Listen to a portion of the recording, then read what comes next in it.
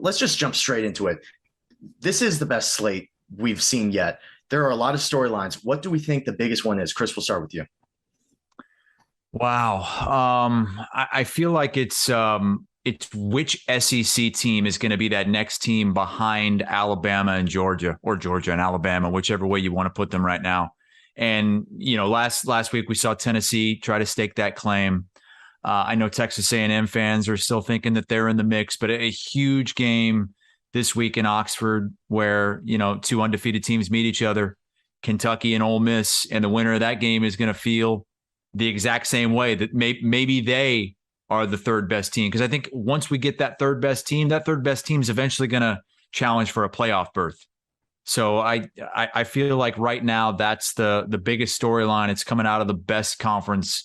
And there's still Arkansas fans probably still think that they have a chance. I mean, if they could pull the huge upset against Alabama this week, I know they feel like they totally gave it away against A&M, and they kind of did. But they've got Alabama coming to their place. And if they can get that game, they're in the mix as well. So I think that's really intriguing in this weekend. Even though Tennessee is off, this weekend is going to go a long way in figuring out who that third team is going to be. I think for me, the most interesting storyline is how Oklahoma bounces back from losing again to Kansas State, their kryptonite. I think everybody is writing off Oklahoma right now. If they have trouble stopping the run against Kansas State, they're going to have a really hard time stopping the run against TCU and Kendre Miller and Amari DeMarcado. Like, that is a fast team, and I don't think Oklahoma has the speed for it. We'll talk about the game a little bit later, but we know that remember the last time Oklahoma lost to Kansas State at home? That was 2020. The next week they go to Iowa State and they lose again, back-to-back games. I feel like we could be seeing a similar situation, and we'll have to see if Oklahoma is ready for the test in Fort Worth. So I just want to tail off Chris's point because he pretty much stole my point verbatim. Sorry, Doug. It's all good. With the SEC, mainly instead of focusing like on the West, we'll focus partially on the West. I just want to see what team which clock will strike midnight next. You have Kentucky and Ole Miss, both battle undefeated. Kentucky looked kind of shaky last week against Northern Illinois. Will their clock strike midnight? We know Ole Miss's will soon. It might be today. If not today, then you see the SEC West. It's still pretty brutal.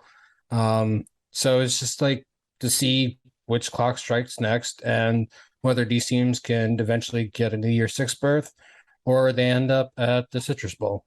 And then let me just pivot real quick. I just want to see the rest of the Big 12 because it's so open.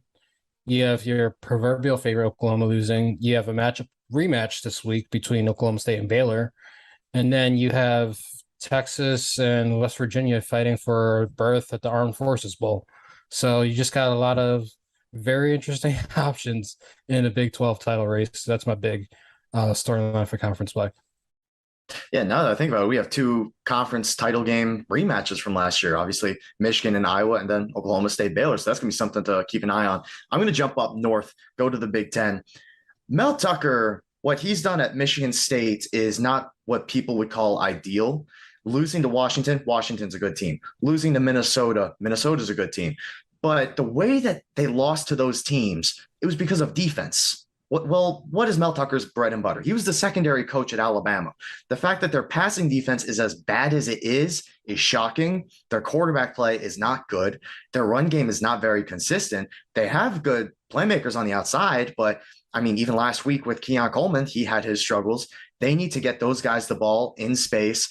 They have a game this week against Maryland. Well, Maryland's going to throw the ball. Hopefully Talia and Rakim Jarrett are good to go because that's going to be a fun matchup to watch. If Mel Tucker cannot stop this Maryland offense, it's going to be a long stretch for Sparty. This is a bad stretch for them. They play some of the best teams in the Big Ten all in a row, that there's a genuine chance that they could go 2-5 as their next record over the first 7 games of the season. It's that bad. So seems a little early for giving him a nearly $10 million a year contract after the 11 win. Yeah, great season last year, but they have crashed down to earth this season. I think Maryland is going to give them a real game. I had Maryland earlier this season.